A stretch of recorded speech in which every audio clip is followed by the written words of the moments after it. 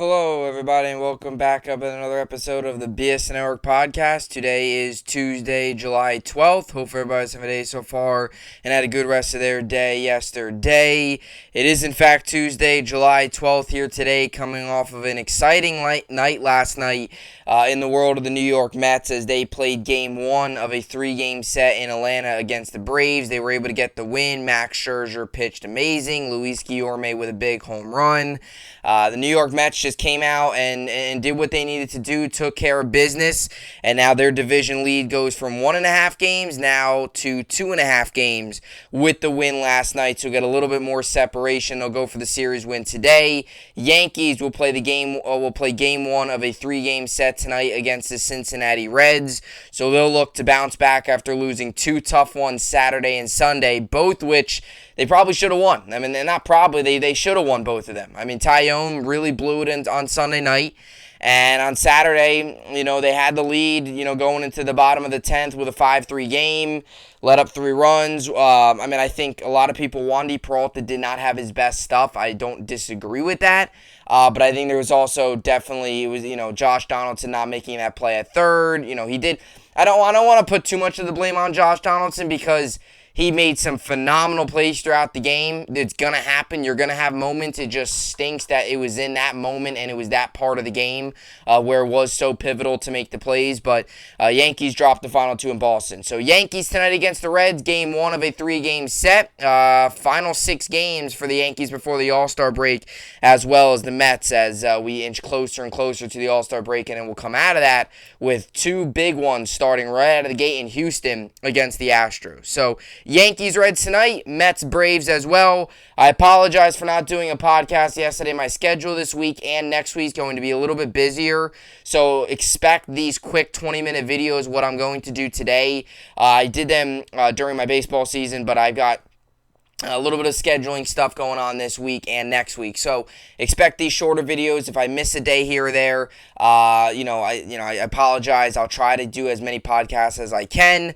But today we're going to get to one topic. That's going to be it, and we're going to roll on. It's 5:30 Eastern right now, so I want to get this video done, get it up on YouTube, get my scorebook ready, and go watch the Yankee game. So got a lot to get to today and got a lot to do after this. So I want to make sure to get this done and get ready for the Yankee game tonight starting at 7:05 back in the Bronx, back at home. So today's topic, we're going to get to one topic. That's going to be the Orioles. Talk baseball right now. Yeah, the Baltimore Orioles or the talk of baseball. That does not sound right. That sounds wrong. It sounds like it would be something we would have been saying when Adam Jones, Jonathan Scope, when Manny Machado and Buck Showalter were all there. But no, it's the truth. The Orioles right now are taking the league by storm. 8-game win streak, fresh off of a series sweep against the Angels. Not just a 3-game series sweep, a 4-game series sweep. And the Orioles right now find themselves just 2 games out of the last AL wildcard spot in the American League. So a lot to get to there. We'll get to that. We'll get to the New York sports update to finish things off as well. Like I said, Yankees, Reds tonight, game 1 of a 3-game set. Mets, Braves tonight, game 2 of a 3-game set at Truist Park in Atlanta. So looking forward to both those games. Should be 2 good games tonight. All right, so a lot to get to today on the program. Where are we at here? About 5-6 minutes into the video. It's tough to see the time from over here. Going to try to keep this 15-20 minutes. Going to try to keep it quick and get this up and get ready for the Yankee game. So, with all that being said, this is the BSN podcast, and let's get right into it. So you heard that right. The Baltimore Orioles right now are taking the MLB by storm. I don't think anybody would expect that. I don't think anybody saw this coming. I think if you told me at the beginning of the season we'd be talking about in the middle of July, right before the All-Star break, the Baltimore Orioles being 2 games out of a wild card spot, I would have thought you were crazy. Orioles right now find themselves 43-44. They'll have an opportunity tonight to get at the 500 mark if they can beat the Chicago Cubs tonight, which, look, the Cubs are a very beatable team. They should be able to beat the Chicago Cubs tonight. I don't think they should have any issue with tonight's game, especially the way they've been playing. They'll have Jordan Lyles on the mound this year versus Adrian Sampson for Chicago. But the Orioles are playing great baseball right now. They find themselves on an 8-game win streak. They're fresh off of a series sweep against the Angels. And, you look at it this way, right? They just beat the Angels. Yeah, the Angels aren't a great team. They're not an excellent team outside of Shohei Ohtani and Mike Trout. They really have no help. And it's the truth. On Friday, Mike Trout and Shohei Ohtani combined for 6 hits and 10 at-bats. And they still lost 5-4. Outside of Ohtani and Trout, the Angels really aren't getting anything done offensively. Anthony Rendon's done for the year. That contract has been a big bust for the Angels. Their pitching, we all know, outside of Ohtani, is not very good. But the fact that, we're talking about the Orioles here, right? The Orioles sweeping an Angels team that I think on paper, with Jared Walsh, Tim, Ward, you got guys like Ohtani, Trout. On paper, I think we all agree the Angels are better. And a lot of teams on paper are better than the Baltimore Orioles. But the Orioles are getting the job done. And I think it's about time now. Because a lot of people, including myself, don't know whether to buy in or not to buy in. But I think this Orioles team is showing us that, look, they might not be the big headline team with all the big names. They don't have Aaron Judge. They don't have Mike Trout. They don't have a Ronald Acuna. They don't, in their pitching staff, they don't have a Max Scherzer like the New York Mets do. They don't have a Freddie Freeman, like the Dodgers do, or a Mookie Betts. They don't have one of those star-studded players. Even a struggling team like the Nationals with Juan Soto and Josh Bell, who I think is a great first baseman, got snubbed at the All-Star game. But we all know what he's capable of in the middle of a career year with the Nationals. They don't really have those star guys. Trey Mancini's been very solid. Anthony Santander leads the team in home runs. Austin Hayes has been just a phenomenal player this season for Baltimore in the middle of a career year. In the middle of a year where he's just taking, he's really, he's a guy right now, 27 years old, in the middle of his 5th season, 80 games into it. Just playing phenomenal baseball, batting .261. He's got an on-base percentage of .318. That's second highest in a season so far throughout his career. He's having an excellent year. Has knocked in 45 RBIs. That leads the team. But it's guys like Ryan Mountcastle. It's guys like Trey Mancini. It's guys like Austin Hayes, Cedric Mullins, who's not quite having the year like he did last year, but still batting .258. And one thing I will always say about Cedric Mullins, and similar to a guy like a Starling Marte, he's fast, he has speed. Speed does not slump. He might not have his best hitting year of all time, but he's second on the team in stolen bases, only behind Ryan Mountcastle. He's got 16 on the season. He doesn't strike out a ton. He's going to walk. He's going to work counts. He's just a good contact hitter. He's not making as much contact as he did last year, but he's still a solid contact hitter. He's not a power hitter. He's only had 7 home runs, but he's a guy that's fast. When he gets on base, he's going to steal bases. He's going to cover a lot of ground in the outfield being a center fielder. What I see from this Orioles team is I see a team that's kind of similar to, if you will, and by the way, Cedric Mullins leading the team in hits right now with 88. He gets hit. He gets on base. What I see from an Orioles team right now, similar to what I saw the New York Knicks in the 2020-2021 season when you had that playoff run, they got to the first round, obviously lost to the Atlanta Hawks, but they got there with a team that was in a way, and I put it best with Boomer Esiason said this on the Boomer and Gio show. They do a great job, 6 to 10 a.m. every morning on WFAN. He basically said during that team's run, they're like a Scotch tape team. They got a couple young pieces, got a couple veteran pieces, got a couple guys that kind of parachuted in out of the middle of nowhere like a Derrick Rose. Oh, come on, join us. Like a Taj Gibson. But they made it work, and they got to the postseason. And that's what I see in this Orioles team, is they got a couple young guys, right? Adley Rutschman's come up, this season, and it seems like ever since he's come up, it's like he's been there like, it seems like ever since he's come up, he's been like the reason now. He's only batting .221. He's going through a little bit of the rookie slumps, but still, we know what Adley Rutschman's capable of. But that's what I see in this Orioles team. And I got a couple young guys, right? Mountcastle's still younger. He's been in the league a couple years, but he's still on the younger side. You look at a guy like a Adley Rutschman, right? And then you have guys like a Cedric Mullins, who, he's 27 years old. Yeah, he's been in the league for a little bit, but, he's a little bit veteranized. He's in the middle of his 5th year, just like Austin Hayes. Austin Hayes as well, a little bit more veteranized. Then you have a guy like a Trey Mancini that, we all know with his health issues, it's great to see him out on the baseball field. He's 30 years old. He's like a veteran guy, right? So they're kind of mixed up. They even have like an Odor as a Odor, a veteran player, a power hitter. He's kind of that depth piece. It's like a Scotch tape team. You look at their team and it's like kind of all over the place. I mean, the guy the guy that leads their team in ERA has a 4.50 ERA. I mean, that's not that good. 4.50 is solid, but if you're leading the team with a 4.50 ERA, that's not phenomenal. When Nasty Nestor leads the Yankees, what is ERA? 2.74, I think. So almost 200 points down from what Jordan Lyles is. Their pitching isn't phenomenal, but they've gotten it done with their bats. They're getting it done in different ways. And I got to admit, I'm a Yankee fan, as you all know, but I'm rooting a little bit for the Orioles here. I want to see them make a run. I'd rather see the Orioles in a postseason rather than the Rays, the Red Sox, Blue Jays. I don't really care about. I mean, I don't have any disliking towards the Blue Jays. I can't stand the Red Sox, can't stand the Rays, as you all know. But the Orioles, they're making a run. And you look at their schedule coming up, it gets a little tougher after this week's game, after this quick two-game set against Chicago. But once again, right, against the Angels, on paper, Angels are better. Against, the Rays, on paper, Rays probably look like the better team. But they took care of business against the Angels. Maybe they'll do it against the Rays as well. They got 2 in Chicago starting tonight against the Cubs, which the Cubs right now are having a really bad year, 34-52. We all know what's going on with them. Really bad year. An opportunity for them to probably sweep that 2-game set. You also have your best pitcher in terms of ERA going on the mound tonight in Chicago. So you have 2 games tonight in Chicago. Then you'll wrap up the first half of the season against the Rays. Now you come out of the second half of the season, and you got a couple tough ones. You got then the Yankees for 3. Then, now look, you're home for the Yankees with 3. Then you're home for the Rays with 4. And then it lightens up a little bit. Then you have the Cincinnati Reds for 3 at the end of July. You go into August, then you have 3 with Texas. Those are winnable. Then you have 3 with Pittsburgh. Those are winnable.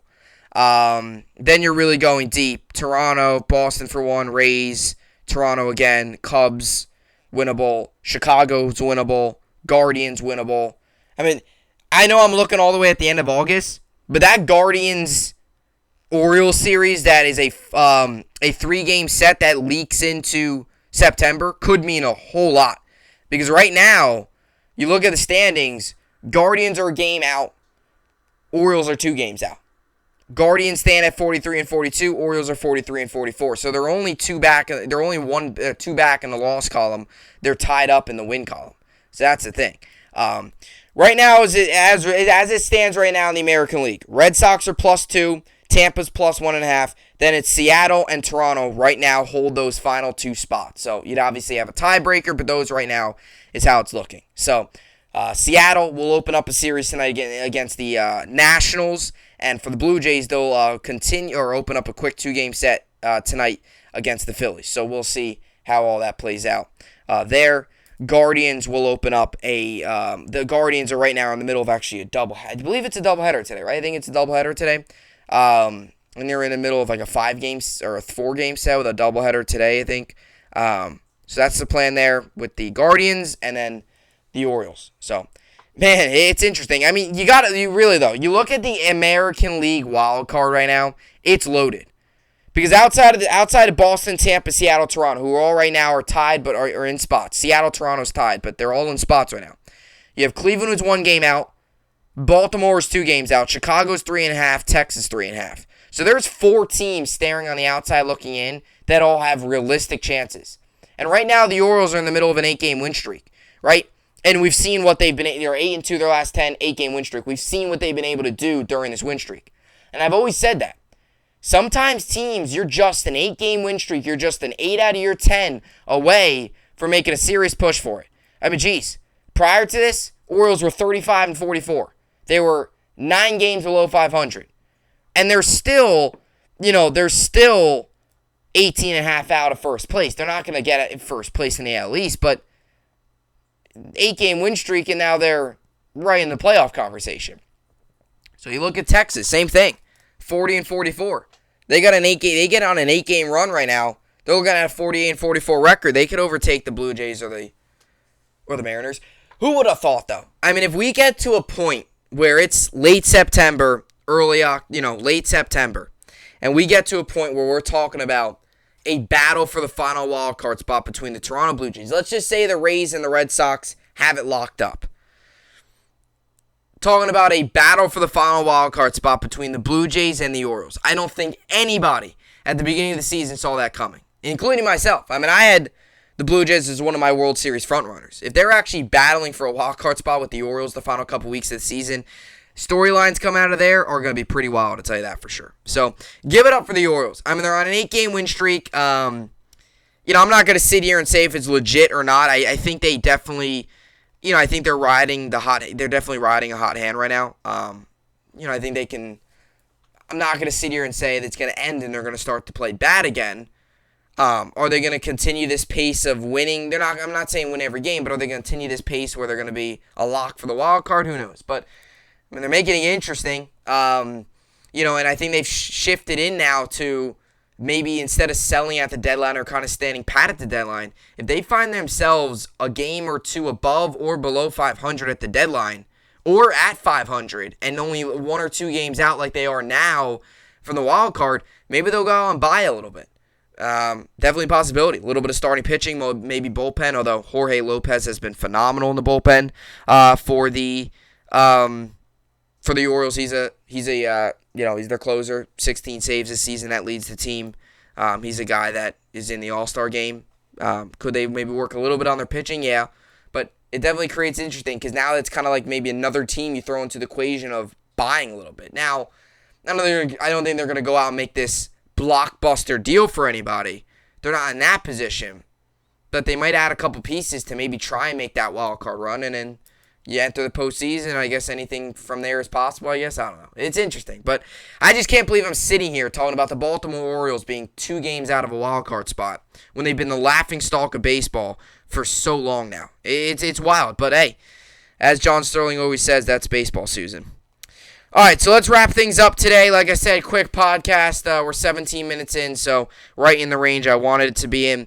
Today we got the Marlins, Pirates, Nationals, Mariners, Phillies, Blue Jays, Red Sox, Rays, White Sox, Guardians, Twins, Brewers, Dodgers, Cardinals, A's, Rangers, Orioles, Cubs, Royals, Tigers, Rockies, Padres, Angels, Astros, and the Giants, Diamondbacks. Mets, Braves tonight.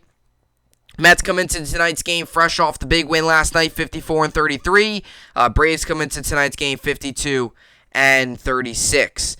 Mets have David Peterson on the mound. He's 5-1 with a 3.48 ERA. And the Braves have Spencer Strider on the mound. He's 4-2 with a 2.60 ERA. Over under set at 8.5. By the way, Peterson has a 3.48 ERA. I don't know if I said 4.8 or 3.8. 4.8 ERA. 7:20 Eastern, SNY. Yankees tonight, game 1 of a 3-game set versus Cincinnati Reds. Yankees come into tonight's game 61-25. Reds come into tonight's game 22 games below 500 at 32-54. 7:05 Eastern, back in the Bronx on the Reds have Graham Ashcraft on the mound. He's 4-2 with a 4.35 ERA. And the Yankees have Garrett Cole on the mound. He's 8-2 with a 3.26 ERA. Over-under right now is set at 8.5. Now, Judge is not in the lineup tonight for the New York Yankees. So, for fantasy tonight, my fantasy team is Vasquez, Gurriel, Torres, Bregman, Correa, Adames, Moncada for the first game. He's not going to play the second game. Gurriel, Blackman, Walsh, Arise, Dozier, and Urshela. And I got Jose Barrios and Logan Webb on the mound. I'm currently winning 47-5. By the way, I won my last week's matchup 423-304. So I moved to 11-2 on the season, and I'm still the 1 seed in the playoffs. I got my other league. I got Kirk, Arise, DJ, Bregman, Bichette, Torres. CJ Crone is not playing, but it's Soto, Springer, Hernandez, Blackman, Drury, and I've got what's his name? Putting in Gurriel, Yuli for CJ Crone. He's out, so Yuli's in there. And I also have Jose Barrios and Logan Webb going in this league. I am currently winning in this league, I'm losing actually 27-23, and I won in last week in this week as well, 430 to 275. So I'm 10-3 in this league, and I'm currently the 3 seed in the postseason. And in my other league, I'm the 1 seed in the postseason, 11-2. And I'm winning 47-5 right now. So 1 seed in my other league. So 11 wins. Last year, I finished 11-10. This year I'm 11-2. So 8 matchups left, including this one. In the middle of after this one, there will only be 7. So right now 8. Not including this one, there's 7. Including this one, there's 8. So as long as I don't got an 8-game losing streak, I'll finish better than last year, which is obviously what I want, especially as last year is my first year ever playing fantasy baseball. So, still kind of learning. Came in second last year, and I learned this year, although I definitely want to make another trade or two for a pitcher. This year, I made sure to load up on starting pitching. My starting pitching's been good this year, but one of my biggest assets, Jose Barros, who I picked very early on, has been awful. So, that's the one problem. He's been awful. He's been terrible this season. So, he's got to find a way, come postseason time for fantasy, he's got to find a way to turn it around because, or I'll trade him. But I loaded up on pitching. My pitching's been very good this year. Sure, you're gonna have games where your pitching's not gonna perform, but that's gonna happen. I mean, it happens to everybody. Not gonna win every single game. You have 21 games in fantasy baseball. I mean, you might go 21-0. There's a highly likelihood of you going 21-0 than an MLB team going 162-0. But it's just because you're changing your lineup every day. You have pitching every day, and you know how baseball is. It's such a weird sport. Unlike football, where you could have 8 weeks in a row where a guy puts up big numbers. But that's football. That's one matchup. Like here in a matchup, you might have a day where player A goes 4 for 4 with 3 homers and 6 RBIs, and the next day he's going 0 for 5 with 4 strikeouts, and he's getting you -4. So it's tough to try to balance who's going up against who, the career pitching matchups. It's a lot more work than it is like fantasy football. You have all week, and also fantasy football. Let's be honest here. Like if you had to choose Devontae Adams or to put another guy in, you're probably gonna choose Adams. They get Devontae Adams or I don't know, just throw a random name out there. Kenny Golladay. Don't know why I put his name out there. First one that popped up in my head. I didn't want to do a jet receiver because I didn't want to put Devontae Adams up against a jet receiver. But just for example, like Devontae Adams, Kenny Golladay, like you're probably going to put Devontae Adams in, no matter who Kenny Golladay is going up against. But in baseball, if there's a guy that's slumping, you might take him out, especially if he's going up against a pitcher that's really good. Because if there's another guy that's going up against a pitcher that he maybe bats like 400 against in like 25 ABs, you put him in. So it's a little bit more thought. But 11-2 anyway. 20 minutes in here. I gotta go. It's 5:50 right now, so I gotta get this up on YouTube and get ready for the New York Yankees game. As always, I will see you all back here tomorrow. Hope you enjoyed it, and thanks for watching.